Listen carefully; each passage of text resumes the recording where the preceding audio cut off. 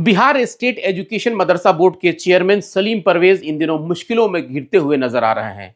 हालांकि इससे पहले भी उनके ऊपर कई आरोप लगे हुए हैं और जब से वो बिहार मदरसा बोर्ड के चेयरमैन हुए हैं उस वक्त से लेकर के वो अभी तक विवादों में घिरे हुए हैं। लेकिन ताजा मामला उनका जो आ रहा है वो एक ऑडियो वायरल, जिसमें वो एक जाति विशेष को भद्दी भद्दी गालियां देते हुए सुनाई दे रहे हैं। तो बिल्कुल आपने सुना किस तरीके से सलीम परवेज और मोहम्मद नियाजुद्दीन के बीच जो बात हुई वो बातें किस तरीके से। हालांकि इसको मैं पूरी तरीके से आपको नहीं सुना सकता, लेकिन आपने जिस बात को सुना आपको अंदाजा हो। सलीम परवेज के बारे में हम बताते चले तो बिहार स्टेट एजुकेशन मदरसा बोर्ड के चेयरमैन सलीम परवेज इन दिनों मुश्किलों में घिरते हुए नजर आ रहे हैं। हालांकि इससे पहले भी उनके ऊपर कई आरोप लगे हुए हैं और जब से वो बिहार मदरसा बोर्ड के चेयरमैन हुए हैं उस वक्त से लेकर के वो अभी तक विवादों में घिरे हुए हैं। लेकिन ताजा मामला उनका जो आ रहा है वो एक ऑडियो वायरल, जिसमें वो एक जाति विशेष को भद्दी भद्दी गालियां देते हुए सुनाई दे रहे हैं। हालांकि आप इस खुद ऑडियो को सुनिए कि मोहम्मद नियाजुद्दीन और सलीम परवेज के बीच में क्या कुछ बातें हुई। आप पहले इस ऑडियो को सुनिए। अस्सलाम वालेकुम। बोलिए, फोन किए थे। हाँ, यही चचा के याद कर ली। और सब चचा ठीक बा। कहाँ है? पटना का? पटना। वो अल्पसंख्यक के ऐसी छपरा वाला निकलने के बाद जाके बोला था अल्पसंख्यक पर कुछ का दस पता ना। ओ तो देखा नहीं पेपरवा में देले सारा ऐसी पूरा बिहार के बगी सारण के नहीं में। हाँ तो कॉली चाचा का आदेश हुई था बालनी बेकार बानी वो पद तो हॉस्पिटल में था। आप तो सुनीता देवी की मदद किए हैं, राजद में है, तो आप कैसे? राजद के थोड़े उतर आप भी तो चाचा मदद किया, ऐसा तो नहीं है। किसका?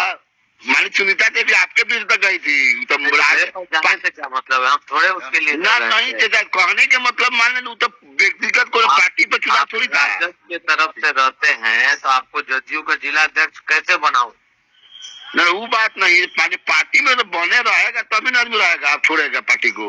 तो फिर हम तो आरजेडी में उनको तो पार्टी के चुनाव नहीं था, वो तो पर्सनल चुनाव था, हम उनके साथ थे। अब पसमानदा है ना? जी जी बिल्कुल। जोला कुंजरा कसाई चीफ दुनिया अंग्रेज थे ना? जी जी बिल्कुल। तो जब सब पूरा एक तरफ था, अब पूरा पठान शेख पठान सैयद मादरचोद एक तरफ था, तो आपको किधर आना चाहिए था?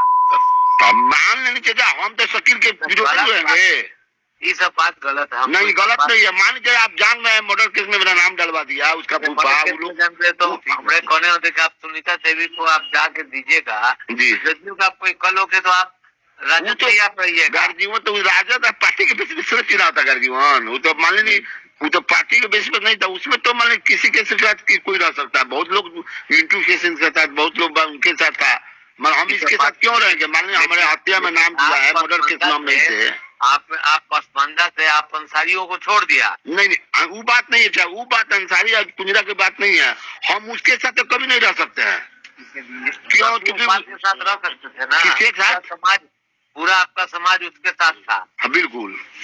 तो हम तो गार्जीवन उसके विरोध में रहे। बिल्कुल आपने सुना किस तरीके से सलीम परवेज और मोहम्मद नियाजुद्दीन के बीच जो बात हुई वो बातें किस तरीके से। हालांकि इसको मैं पूरी तरीके से आपको नहीं सुना सकता, लेकिन आपने जिस बात को सुना आपको अंदाजा हो। सलीम परवेज के बारे में हम बताते चले तो सलीम परवेज चूंकि पहले एक बार लोकसभा का चुनाव भी छपरा से लड़ चुके हैं जनता दल यूनाइटेड के टिकट से, और उसके बाद बिहार विधान परिषद के वो सभापति भी रहे हैं। लेकिन कुछ दिनों के लिए वो राष्ट्रीय जनता दल में भी गए, उसके बाद राष्ट्रीय जनता दल छोड़ करके और फिर से एक बार वो जेडीयू का दामन थामे और जेडीयू ने उनको तोहफे के तौर पे बिहार मदरसा बोर्ड का चेयरमैन बनाया। लेकिन चेयरमैन बनने के बाद से ही वो विवादों में घिरते हुए नजर आ रहे हैं। हालांकि बताया जा रहा है कि जिस शख्स ने उनके पास फोन किया उसका नाम मोहम्मद नियाजुद्दीन है, जो कि छपरा नगर निगम के रहने वाले वार्ड नंबर 9 के वो पूर्व वार्ड पार्षद हैं।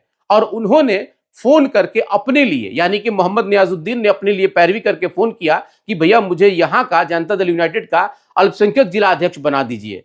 तो उन्होंने किसी चुनाव को याद दिला करके कहा कि आप उस चुनाव में किसका मदद किए थे, और इसी वाद विवाद में उन्होंने एक जाति विशेष को लेकर के जो गालियां दी वो गालियां इन दिनों सोशल मीडिया पे खूब वायरल हो रहा है। हालांकि यस 24 न्यूज ने जब मोहम्मद नियाजुद्दीन से बात किया तो उन्होंने साफ तौर पे कहा कि ये ऑडियो बिल्कुल सही है और आप जब चाहेंगे मैं ये ऑडियो आपको भेज सकता हूं, या जब चाहेंगे मैं आपके चैनल पे आकर किसकी बातें रख सकता हूं। जब पुष्टि करने के लिए मैंने बात कहा, उन्होंने साफ तौर पे कहा कि ये ऑडियो मेरा है और मैंने ही सलीम परवेज से बात किया, मैं कहीं और नहीं बल्कि उनके घर के बस बगल में ही रहता हूं। और उन्होंने इस तरीके से बात कहा, इससे मैं ही नहीं बल्कि वो पूरा समाज आहत है, जो कहीं ना कहीं इनको अपना जो है कि चेयरमैन मानता था, या फिर जिस भी तरीके से हो, एक ऐसे इदारे का ये मतलब चेयरमैन है जिस इदारे से सभी का जो है और हर आदमी इससे ताल्लुक रखता है। लेकिन जिस तरीके से उन्होंने कहा, खास करके मोहम्मद नियाजुद्दीन ने कहा कि नीतीश कुमार ने जो सोच करके इनको बनाया है, कहीं ना कहीं वो उस पर खड़े नहीं उतर रहे हैं, और अगर इनकी मानसिकता ऐसी होगी तो आगे क्या कुछ कर सकते हैं। और उसके बाद जब हमने पुष्टि करने के लिए सलीम परवेज से भी बात कहा, तो उन्होंने साफ तौर पे कहा कि ये ऑडियो मुझे बदनाम करने के लिए की जा रही है। हालांकि ये ऑडियो बहुत पुराना है, लेकिन उसके बावजूद भी अगर किसी तरह का कोई शब्द मेरे जुबान से निकल गया होगा तो मैं माफी मांगता हूं। और आज मैंने प्रेस को विज्ञप्ति रिलीज दे करके और ये माफीनामा भी मैंने डाल दिया है। लेकिन उसके बावजूद भी सवाल ये खड़ा होता है कि मुख्यमंत्री नीतीश कुमार जहां सभी तबकों को लेकर के चलने की बात करते हैं, और अगर उनका कोई नुमाइंदा या उनका कोई वजीर या उनका कोई मंत्री अगर इस तरह की भाषा का इस्तेमाल करता है, तो जाहिर है कि सबका मन में जो एक तरह से चोट भी पहुंचेगी और उसको आहत भी होगा। लेकिन अब सवाल उठता है कि इसका जवाब कौन देगा।